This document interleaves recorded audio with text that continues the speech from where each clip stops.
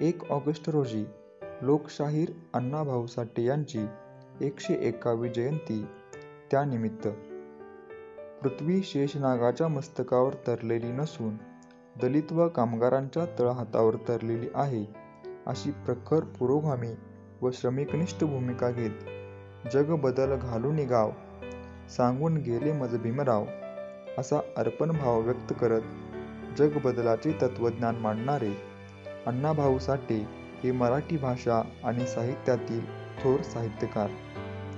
प्रामुख्याने त्यांना लोकशाहीर, लोककलावंत, लोकनाट्यकार, परिवर्तनवादी कार्यकर्ते, संयुक्त महाराष्ट्र चळवळीतील आघाडीचे जननायक, विद्रोही कथाकार व कादंबरीकार म्हणून ओळखले जाते.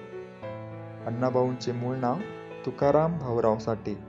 त्यांचा जन्म 1920 रोजी वाटेगाव, जिल्हा सांगली येथे झाला. 1.5 दिवस शाळेत गेलेल्या अण्णाभाऊंनी स्वयंप्रेरणेतून मूलगामी लेखन केले. 14 कथासंग्रह, 32 कादंबऱ्या, 8 पटकथा, 1 नाटक, 1 प्रवासवर्णन, 14 लोकनाट्ये, 12 पोवाडे, 12 उपहासात्मक लेख असे विपुल साहित्यसंपदा त्यांच्या नावावर आहे.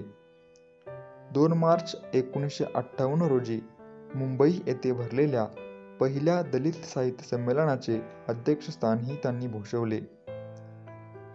1969 मध्ये डॉ. गंगाधर पानतावने संपादित अस्मितादर्श या त्रैमासिकाने अण्णाभाऊंच्या जयंतीनिमित्त अण्णाभाऊ साठे जीवन व वाङ्मय हा विशेषांक काढून त्यांच्या क्रांतदर्शी लेखनकार्याची नोंद सर्वप्रथम घेतली. अण्णाभाऊ साठे हे बिनीचे लेखक होते. त्यांचे समग्र साहित्य म्हणजे भारतीय समाजाचा आरसाच आहे. त्यामध्ये विविध जाती, जमाती, भटके विमुक्त समूह आले आहेत. विशेषतः वारणेच्या खोऱ्यातील वाटेगावच्या प्रादेशिकतेचे आणि मुंबईच्या चिरानगरातील 18 पगड जातींचे जगणे त्यांनी चितारले आहे. अण्णाभाऊंचे बहुतांश आयुष्य मुंबईतील झोपडपट्टीमध्ये गेले. लेबर कॅम्पमध्ये राहत असताना तेथील माणसे, त्यांचे जगणे, संघर्ष, सुखदुःख अण्णाभाऊंनी जवळून पाहिला होता. त्यातूनच त्यांचे लेखन निर्माण झाले. त्यामुळे त्यांच्या कथा कादंबऱ्या वाटेगाव ते धारावीतील चिरानगरच्या लढवय्या माणसांचे वास्तव जीवन दर्शन घडवतात. अण्णाभाऊंनी कथेबरोबरच कादंबऱ्यातून जग बदलू पाहणाऱ्या लढवय्या नायकांची मांडणी केली.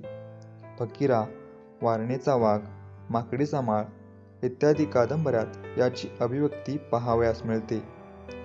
ग्रामीण भवतालचा पट मांडताना अण्णाभाऊंच्या बहुतांश कादंबऱ्यामध्ये स्त्री जीवनाचा मूलगामी शोध आलेला आहे.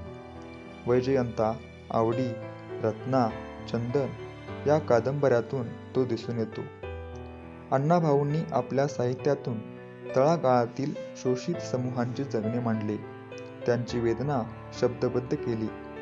श्रमिकांच्या जीवनातील मूल्यात्मक संघर्ष मांडून त्यांचा विद्रोही आविष्कार घडविला. एकूणात अण्णाभाऊंचे समग्र साहित्य सामाजिक क्रांतीचा उद्घोष करणारे असून जगबदलाच्या तत्त्वज्ञानाचे ते द्योतक ठरते. अशा थोर साहित्यिकास त्यांच्या जयंतीदिनी विनम्र अभिवादन.